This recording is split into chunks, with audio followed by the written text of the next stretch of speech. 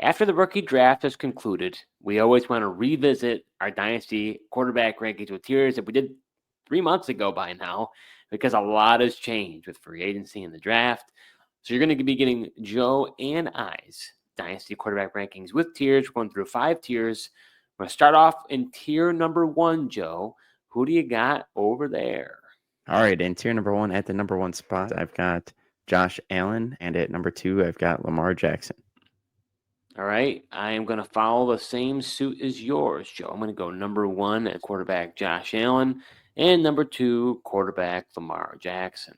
Well, as it turns out, Joe, you and I have the same guys in tier number 1. No one went up into tier 1 and no one went down. What made you stick where you're at with these two guys?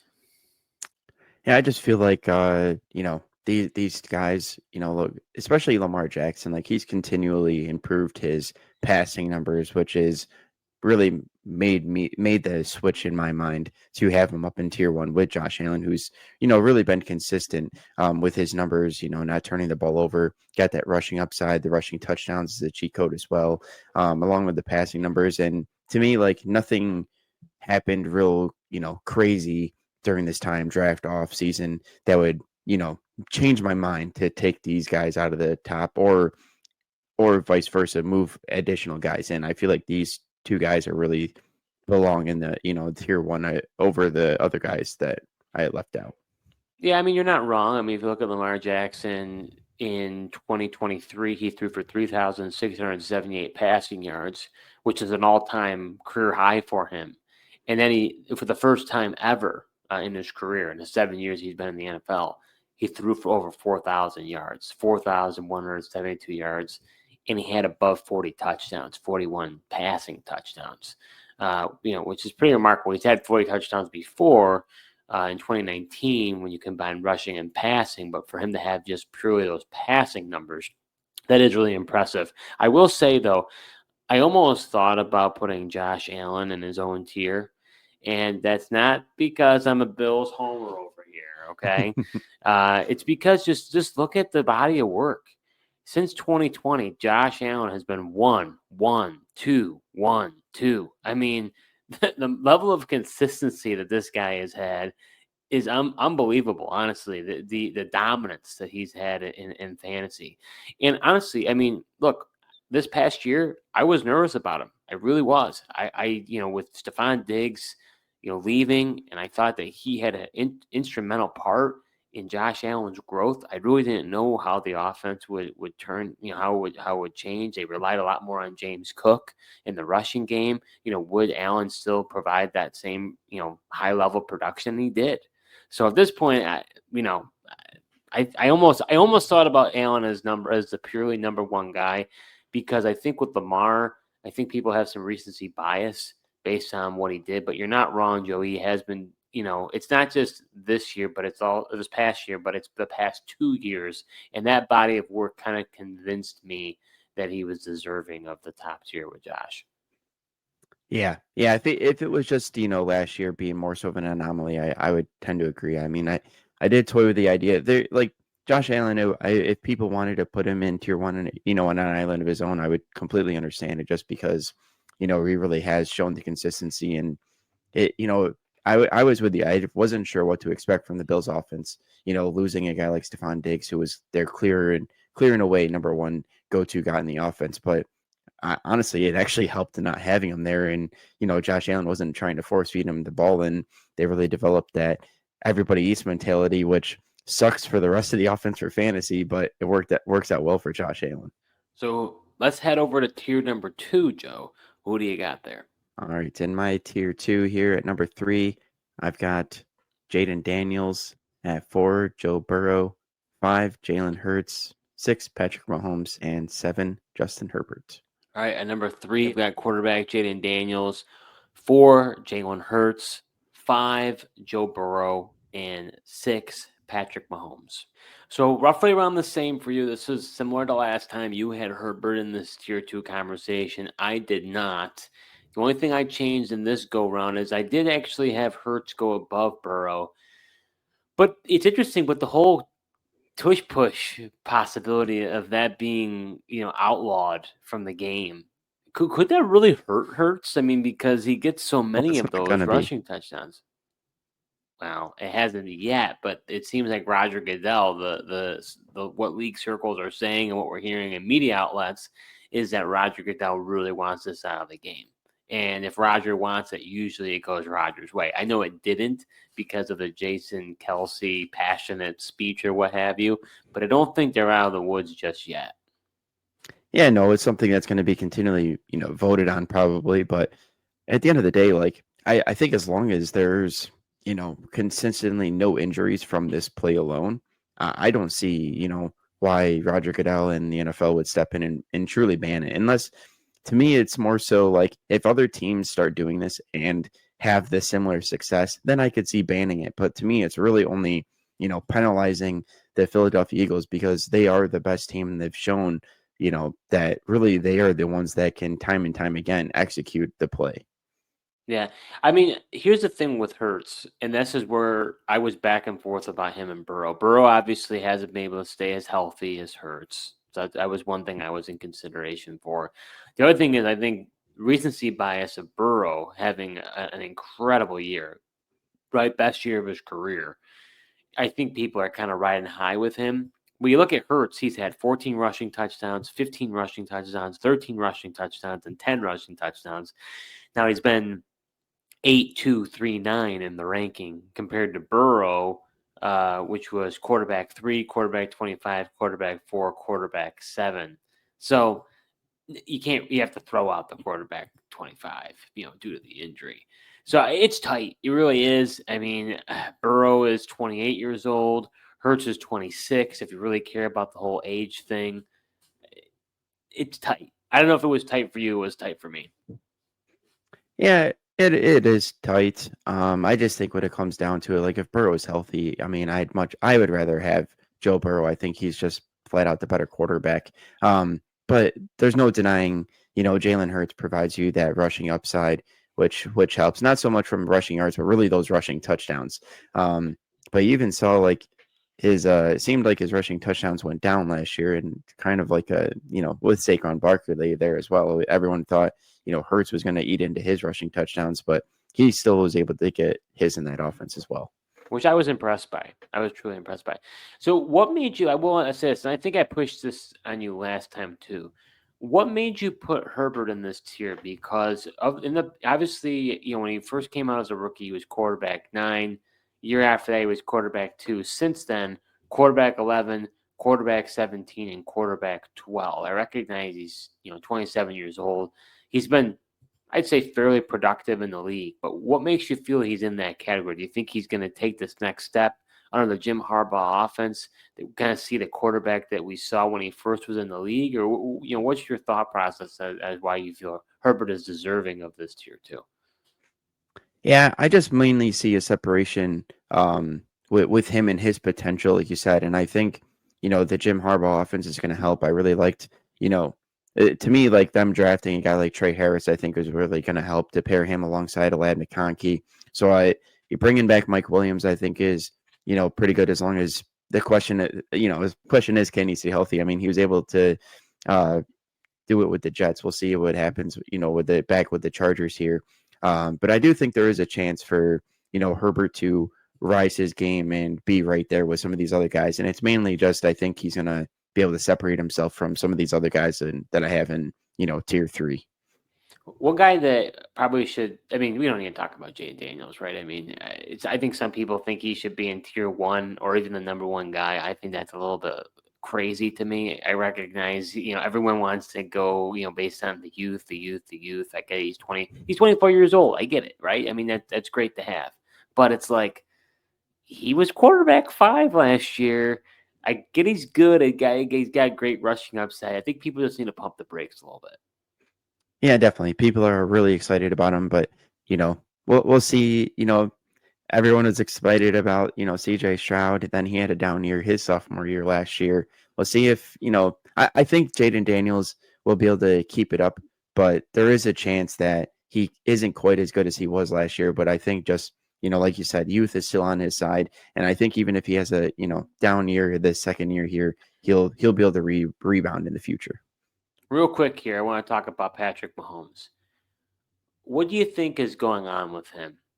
If you look over the past 2 seasons, nearly not as good. I mean, he was before that, he's going back, since he was a full-time starter. Quarterback one, quarterback seven, quarterback four, quarterback one. Now, over the past 2 years, though, this his not only has his yards been lower, 4,183 passing yards, and then last year 3,928 passing yards, but you're seeing a lot more turnovers from him. 11 picks this past year, then 14 picks the year before that. In his really dominant years, you didn't see that many picks. Now he's starting to. Well, I guess there was still decent. There's still a decent amount, but what do you make of Mahomes? Why isn't he as dominant as we've seen in the past? I think it's just a change in philosophy in the offense, mainly. Those were the days he had Tyreek Hill. Travis Kelce was a lot younger. It was a lot harder to guard. And really, I mean, when he got Tyreek Hill, I mean, those two had such a great connection. And Tyreek Hill is constantly getting those deep shots. They just changed their offense. It's not that air raid offense that was when, they had Tyreek Hill there. They've more so changed to the run game, relying on Patrick Mahomes less a little to some extent, and generally they're playing with the lead, so they are able to run the ball more, and they just haven't been as talented at the wide receiver position. They've tried to make things happen with some older veteran players, Juju Smith-Schusters. They bring in Marquise Hollywood-Brown, DeAndre Hopkins. Rashee Rice got hurt, only played 3 games last year. I think that really helped or hurt this offense. I think Patrick Mahomes' numbers probably would have been better and, would have thrusted a guy like Xavier Worthy to step up and play more than I think they intended to in his rookie season. I'll say this, Joe. That was a great explanation on your part. I think well done. I mean, you've got guys like Rashee Rice that they're trying to get involved. Obviously, he got injured. You're right. The team is not needing that air raid component. You've got maybe a stiffer defense, relying more on the run game. So, and maybe defenses are not allowing Patrick Mahomes to really allow for that deep ball, and they have to do more dinks and dunks. So I think that's a pretty good explanation. So let's head over to the next tier. Who do you got there for tier number 3? Yep. At tier 3 at number 8, I got Bo Nix. Number 9, Caleb Williams. 10, Drake May. 11, CJ Stroud. 12, Jared Goff. 13, Baker Mayfield. All right. So for me, I've got at number 7, quarterback Justin Herbert. 8, Baker Mayfield. 9, Caleb Williams. 10, Bo Nix. 11, Kyler Murray. And lastly, 12, Drake May. This is where you and I are starting to part ways a little bit differently here. Now, you will be proud of me, I think, because I showed more respect to Bo Nix's name in this rendition than I did the last time. Here's the thing. You're obviously a lot higher on him, and I think your Broncos fan may just have a teensy-weensy little bit that could lead you to feel that way. Here's my thinking when it comes to Bo Nix. He started off real rocky to begin the season.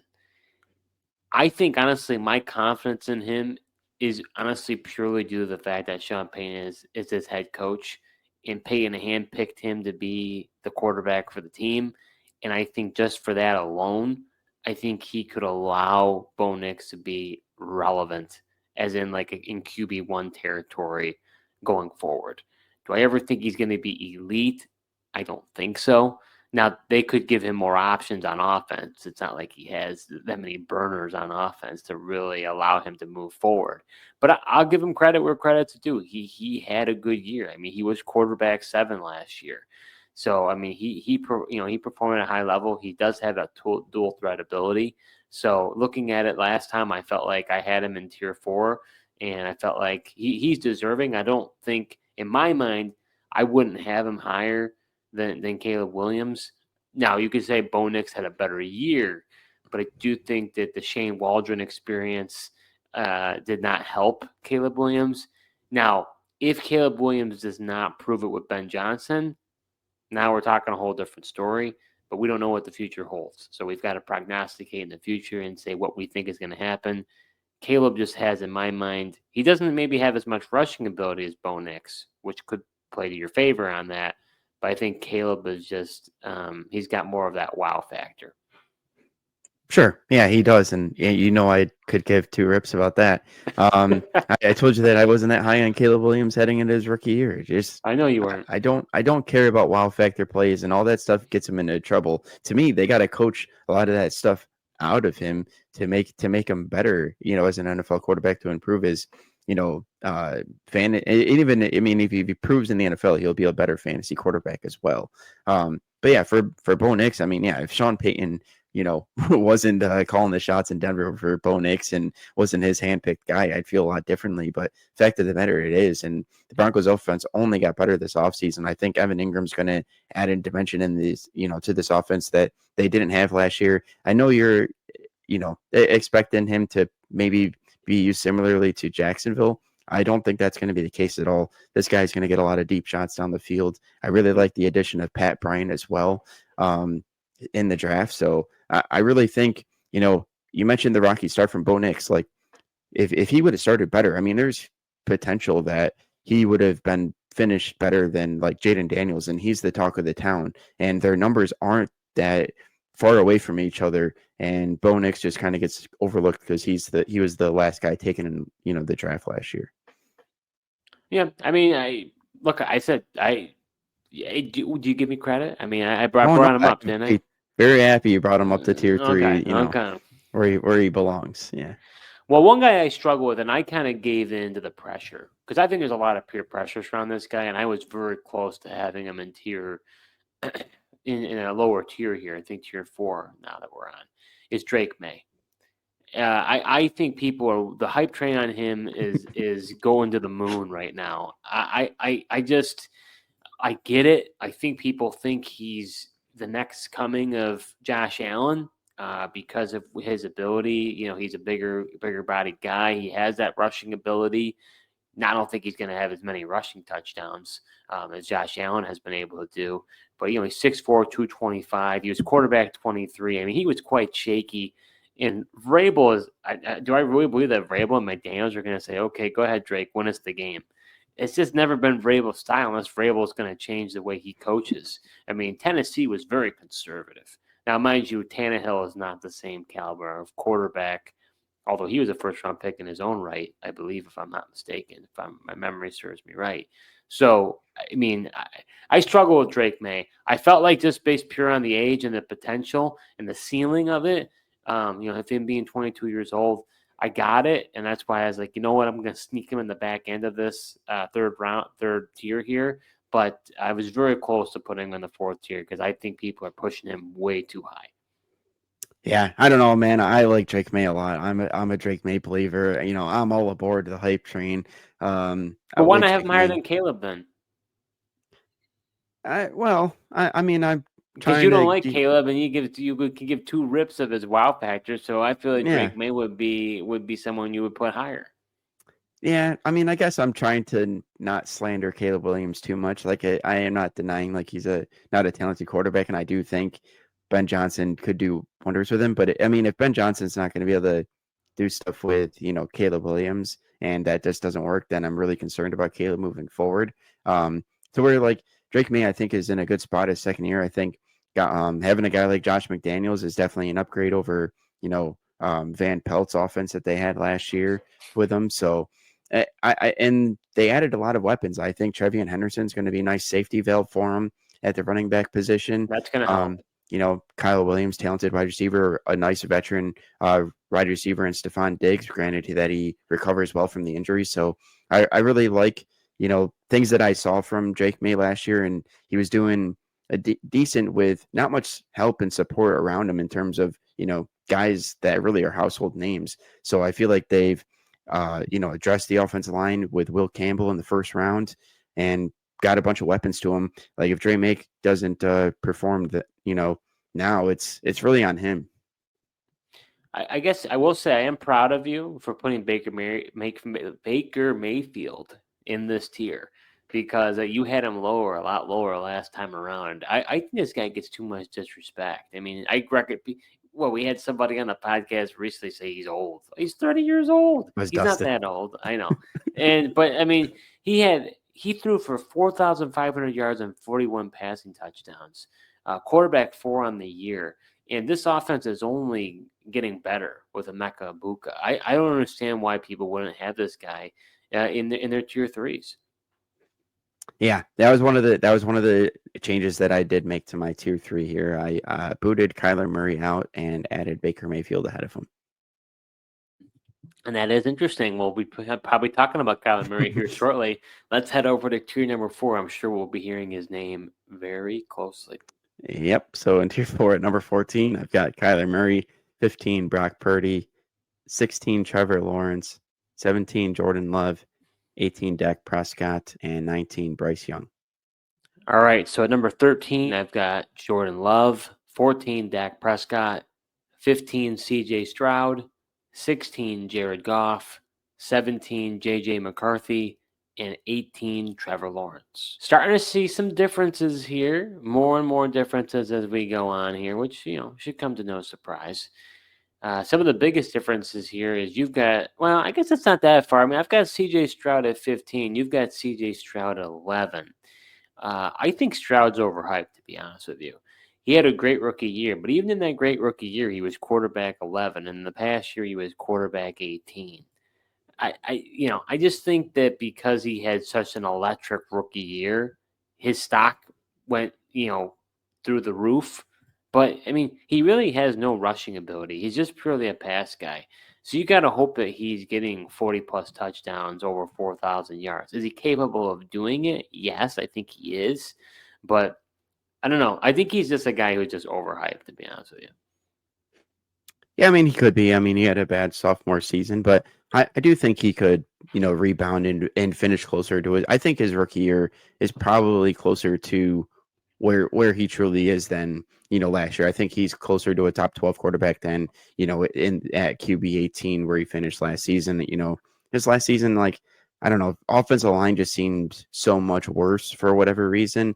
And, D'Amico Ryans really sent a message to the offensive line room, shipping off Laramie Tunsil, just saying like it was like almost an attitude thing. And he wants, better attitude amongst the offensive line, play more physical, protecting CJ Stroud.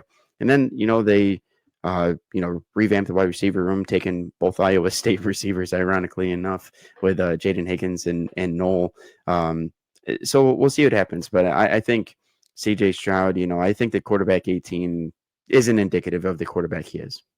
Yeah, I mean, that's true that they have those receivers. That's great. But what did they do for the offensive line? I mean, if the guys can't block, it doesn't matter. He's not going to be able to get them the ball. Yeah, it is true. I mean, I think maybe they get more out of their offensive line just with, sending them the message. And you're not wrong. I mean, they didn't do a whole heck of a lot other than, shipping off Laramie Tunsil, who is highly regarded as, a good left tackle in the league. But for whatever reason, D'Amico Ryans, just didn't see with him. I don't know if, just wasn't buying into his philosophy, but he just sent a message to him, though, shipping Tunsil off and saying, you got to get better. So we'll see what happens. So let's talk about Kyler Murray here, Joe. You decided to put him in tier 4. I think before you had him in tier 3. You've never really been a Kyler Murray guy. Coming after his ACL injury, he returned back, ended up being a quarterback 27. This past season, he was quarterback 10. Interestingly enough, it was of the years that he's played, 6 years in the NFL, he actually had 572 rushing yards, which was the second most in his career, which is kind of interesting because many had thought that maybe he wouldn't have as much rushing upside due to just coming back, from the ACL. Would they be a little bit more protective of him? And then tied, the best season he had was over 11 rushing touchdowns. He had 5, which is tied a few other seasons. The tough thing with him is he going to have the rushing upside to justify him at a higher position? And if he's going to get a ton of those touchdowns, then he's going to have to get more in the passing yards. But he's never thrown for over 4,000 yards, so he's kind of an interesting one. Yeah, he is an interesting one. I just feel like it was tough for me to put him, over. I originally had him over Baker Mayfield, and I was thinking about it just like, Baker's just at this point he's pretty consistent. You know what you're going to get out of him. I think that's the problem with Kyler Murray is like, I feel like he's kind of boomer bust, and yes, I feel like he can put on some big weeks, but then I feel like there's also just weeks where he just bombs, and you're like pulling your hair out and wondering what the heck's going on. I mean, he claims that he's going to run even more than he did last year. He's feeling great. We'll see if that's just off season talk or if it'll actually happen. Yeah, I mean, honestly, I almost feel like if you have Kyler Murray, you're in no man's land because you're not in the elite tier. You're not at the, maybe like, hey, this guy could eventually make it to the elite tier. I feel like you're just stuck in the middle. I kept him in the tier that I had him in was just because I think, he's still relatively young at 27 years old. And he's been sort of a model of consistency. I mean, when he is healthy and he's able to play throughout the year, he's a pretty bankable QB1. I mean, the question is, can he stay healthy? In the three, seasons that he played almost all 16, 17 games, quarterback 6, quarterback 3, quarterback 10. So if he stays healthy, he has that ability to be a QB1, which, that's not those don't grow on trees. So to me, it's like that's a positive sign for him. But I could understand why you felt as though he's deserving of this fourth tier. Now, what about Bryce Young though, Joe? That shocked me. You decided to put him in at 19. You have him higher than me. What's going on here? I had him. I was, I thought this guy was going to be the next best thing. And you were like, oh no, Bryce Young is going to be horrible, blah blah blah. And now look at you. You've got him higher than me. What's going on over here? Yeah, well, I just like what the Panthers have done, and I think Dave Canales will continue to turn Bryce Young around. I was encouraged by the end of the season there, and Bryce Young honestly showed some rushing upside to his game as well that I didn't necessarily think that he had. So I mean, I like the McMillan draft pick. We'll see if Adam Thielen survives the June 1st deadline here, as we talked about. But just the other pieces, Xavier Legette, Coker that they have. We'll see if Hunter Renfrow ends up making the team, but I like what the Panthers are doing. Kind of building around Bryce Young to be able to have some success. And I'm surprised that you don't have JJ McCarthy ahead of him as a former Michigan. He's I former just Michigan man. I like to see things before I react, and I haven't seen JJ McCarthy play in the NFL. Yes, he's on a great offense, great coach with Kevin Look what McConnell. Darnold did. I know, I understand, but like Darnold was still, been in the league. Quarterback 8. Well, I get it, but like I'm saying, Darnold had been around. He got some quarterback rehab in the San Francisco 49ers because he hadn't really been on a team that ran a true NFL style offense. So he got to watch it from, Kyle Shanahan with the 49ers. And that's what gave, he learned from that and ran with it and brought to Kevin O'Connell. But McCarthy, he just played in college. Yes, I'm biased being a Michigan fan, like them there, but we haven't seen him play at the NFL level, so I don't see how I could, put him ahead of these guys that have. Well, I'll be curious to see where you have him here in our final tier. If he even made it, I don't know. We'll see. Who was in your final 5? All right, final tier 5 here at number 20, JJ McCarthy, 21, Michael Penix Jr., 22, Tua Tagovailoa, at 23, Jalen Milroe, and 24, Jackson Dart. All right, so for me at number 19, I've got Brock Purdy. Number 20, Tua Tagovailoa. Number 21, Anthony Richardson. 22, Bryce Young. 23, Jackson Dart. And at 24, Michael Penix. So, Joe, I'll give you the opportunity first. Any initial thoughts on my last tier here? Anything that stick out to you? Well, I mean, once again, you got Brock Purdy pretty low, Steve. Went back to that, and the fact that you still have Anthony Richardson in your top 24 is pretty interesting to me. Now, let's start with the Purdy content here. And I tell you what, this time I'm ready. I'm ready to go up at it and why I feel the way I do. And I'm not backing down this time around. I don't care who you or anybody else who's tuning in here. I'm sticking to how I'm feeling I'm good. about this. I'm glad you should stick to your gun, Steve. Let me ask you a question. What is the difference between Brock Purdy and Trevor Lawrence? One's been Let's look at the stats. Okay, Brock Purdy in his his I say in 2023 where he had his first crack at being the starter. Okay, he was quarterback 6. He threw for 4,280 yards, 31 touchdowns, and 11 picks. Okay, he had 306.6 fantasy points. Okay, in 2022, Trevor Lawrence had 303.62 points. So we're talking a fraction difference between Trevor Lawrence and Brock Purdy here. He was a QB 8. He threw for 4,113 yards, 25 touchdowns, 8 picks, 5 rushing touchdowns. Okay, relatively very similar numbers. Now let's look at the past season. Brock Purdy, quarterback 14, 278.86 fantasy points, threw for 3,864 yards, 20 touchdowns, 12 picks. He had 5 rushing touchdowns. Let's look at Trevor Lawrence in 2023. I'm not talking about 2021 when he was a rookie. I'm not talking about the most recent season. He was quarterback 13, 276.54 fantasy points. He was QB 13. He threw for 4,016 yards, 21 touchdowns, 14 picks, and 4 rushing touchdowns. So, and Trevor Lawrence is 25, and Brock Purdy's 25. So why is it that so many people feel that Purdy, I've even seen, I thought Keep Trade Cut had him as quarterback 13, but they have Lawrence in the 20s. To me, it doesn't make any sense. You also have Lawrence now having this opportunity to have Travis Hunter coming into that offense with Brian Thomas Jr. and Brenton Strange. You got a stable of running backs. You got a decent amount of weapons in Jacksonville. In San Francisco, they're rebuilding. They're retooling. McCaffrey's not getting any younger. He's going to be off the team shortly. Kittle's not getting any younger. His production is going to start to fall down. Brandon Ayuk is coming back from an ACL injury. Who knows? And they're talking about wanting to, there's rumors of wanting to trade him because they don't like the contract that they gave him.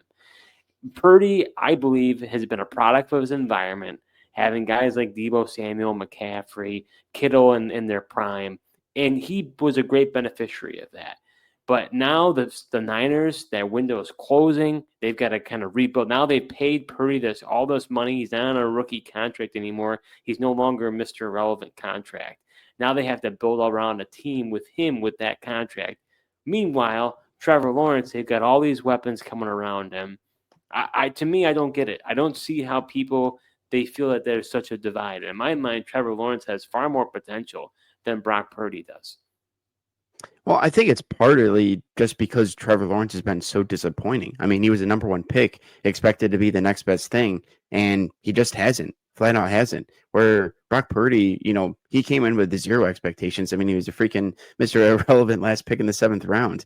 I get that, but I just compared you their 2 most prominent seasons, and they were the difference between the 2 of them were a fraction difference.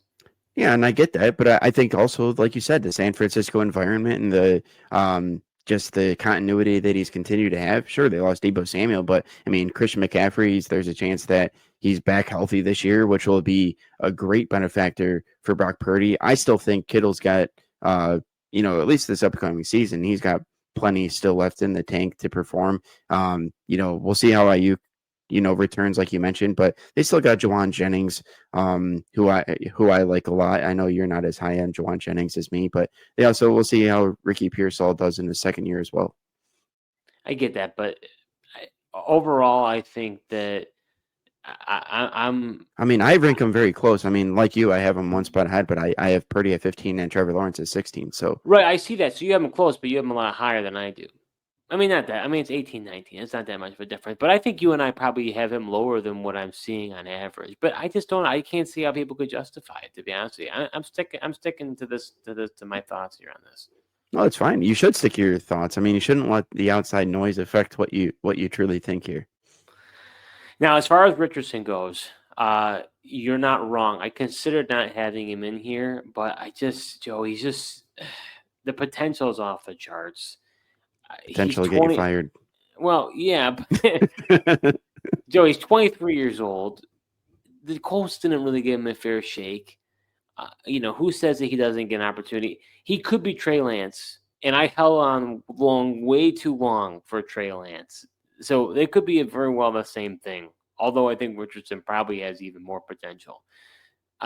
All these guys, and no pun intended to Jackson here, but they're all dart throws. They're all guys who have some level of potential. Who I think, as far as Richardson, Bryce Young, Dart, and Penix, any of them could go off.